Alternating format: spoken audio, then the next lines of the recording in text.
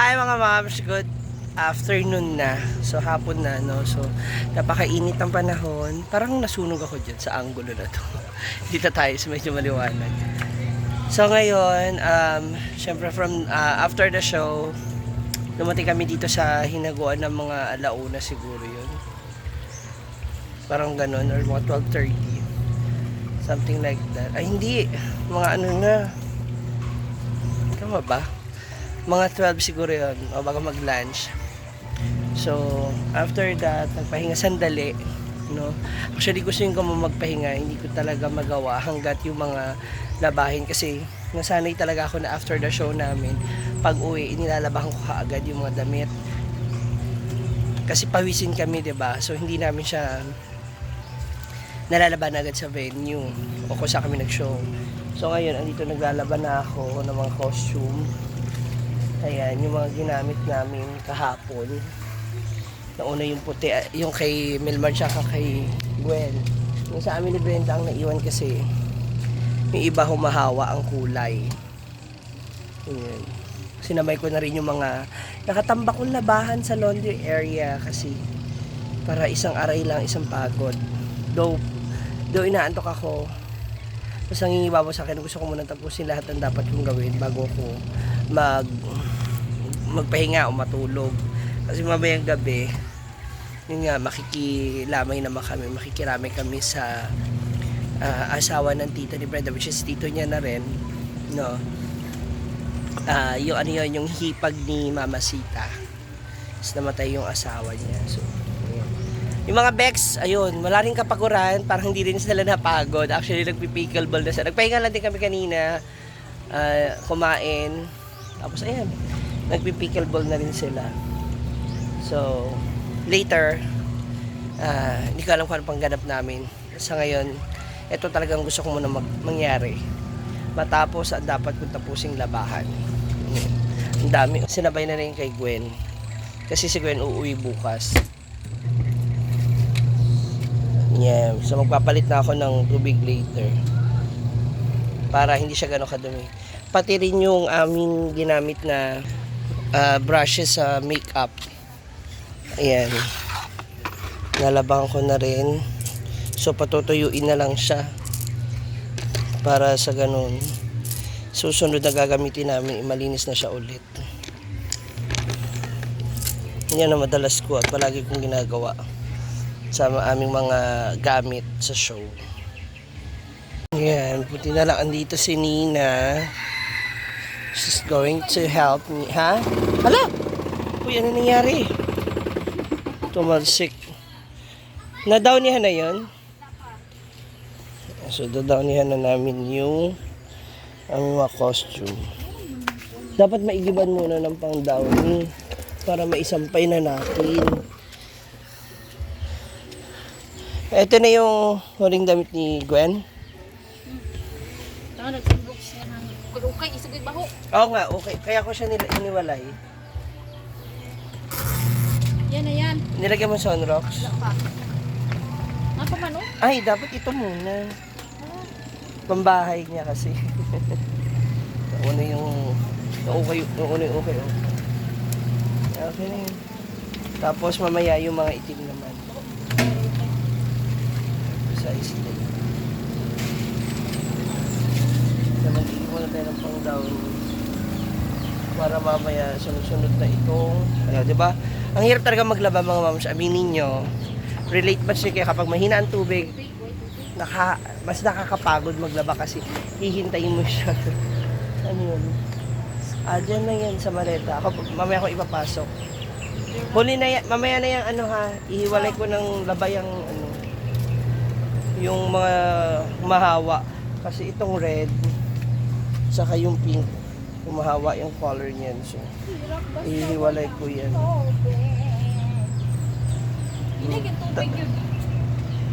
Yun huling salang. So mga moms, kahapon natapos na ni Nina yung mga labahan. Actually, iba nga isampay na. So, ngayon ako magpukontinuation na aming gawa na yung mga sinampay. So, sobrang pagod kahapon. Akala ko kaya ko. Kaya, ayun. Ano ba yan? Hindi ko natapos yung pagsampay. Ngayon na lang din natin matatapos. So, andito na yung ating mga costume na naisuot. Ay! Wala sa ating event.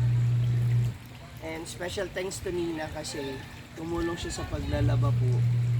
Tapos, alam niyo po ba, binabayaran ko siya ng 1,000 tapos ayaw niya po magpabayad talaga kasi gusto niya lang daw po talaga makatulong. So, kasi daw nakikita niya talaga mahirap daw po yung ano kasi ang dami nga daw po laba. Ay, nalaglag, labahan. Mabait po talaga yan si Nina. Kaya gusto ko yan dalhin sa Manila eh. Tapos ililigaw ko siya doon. Nina, nawala yung laing natin. Nag-it's a prank po mga ma'am. Maghanap Kaya ako. Kung mapansin niyo yung aking palda, binabaliktad ko yun siya. Para hindi siya mag-ano, ayun lang. Ito lang yung sakit ng ganitong klase ng costume po.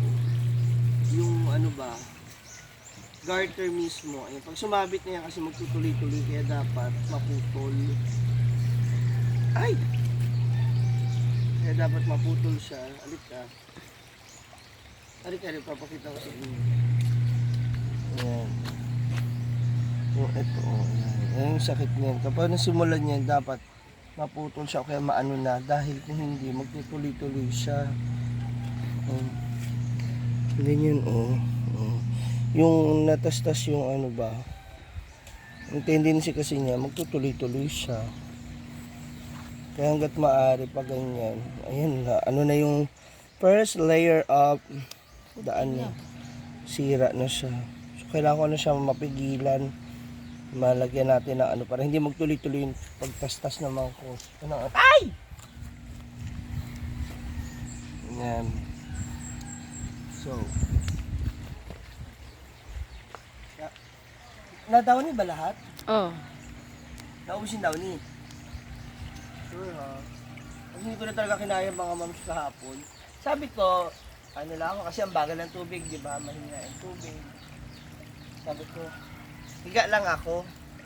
Kasi ang sakit talaga ng likod ko ba? Parang nabugbog kahapon talaga ng gusto. Actually ngayon si Brenda parang may trangkaso, namamaos. Namamaos siya na ano. Ayun, siguro yung init, lamig na panahon ba? Pinagpawisan, puyat, tapos yung pagod sa biyahe, alam mo yun, sa hassle ba? Doon humiga ako para mag-ano lang, hindi ko alam na tuloy-tuloy ba ng tulog ko? Hindi mo naman ako ginising nina. Hindi. Sarap tulog mo. Malakas hilik ko na. Dito lang to.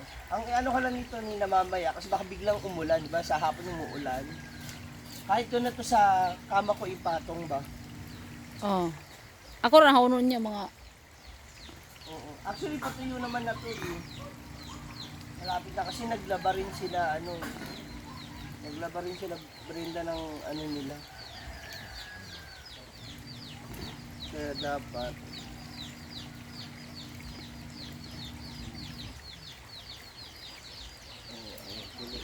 ano nangyari dito? Laki. At syempre, yung ating mga padding na ginamit, ipapakabit ko na yan para mas maayos. Nga pala yung mga tuwalya.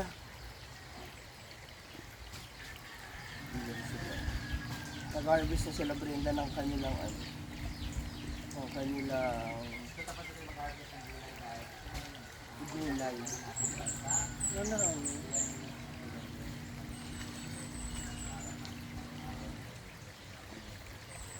Dito naman ito sa labahan, guys. Ayan. Dapat maglalaba kami ngayon, guys. Kasi dami na may labahan galing sa Camiguin, ganyan. Ayan. So si bedsheet ko, pinaihan ng pusa. Okay. May naghangyo, guys. Siya daw maglaba. Hala! Kasi Wednesday ngayon, guys. Bayaran ng card. Diyan. Ayan, bayaran ng card kasi. Yan si Nina. Siya daw Maglaba. maglaba. So siya maglalaba ngayon sa aming mga damit. At manang costume. Siguro, na. Ikatin ng mga talong at Akala okra. ko matatapos ko siya. Kagahapon, midlip pa lang ako. Pagising ko alas 7 na. Grabe tulog. Kaya nayaan yung dryer nga Siya nga nagtapos. Pero tataka ko, pambayan mo yung kahapon sa amin. Ngayon kay Brenda. Oo, iba yung kahapon. Grabe si Nina dito guys. Bukod Grabe, sa yung guwan ba? arawan sa sahod guys. Kailangan niya mag-sideline. Ang dami mong Grabe nga sa line Kasi ah. napapagawa kasi sa ng bahay to story guys. So, kailangan na may Grabe balaan. man ang sadline nga, grabe ang utang. Grabe nga sideline guys. Muna dyan kaya pala utang man sa card for all season. Grabe nga sadline, So, oy. Magluto lang ako ng lugaw guys kasi na inano ka na, no? nagkatrangkaso ako from Camiguin. Bit. Sakit. So I'll see you later. Bye.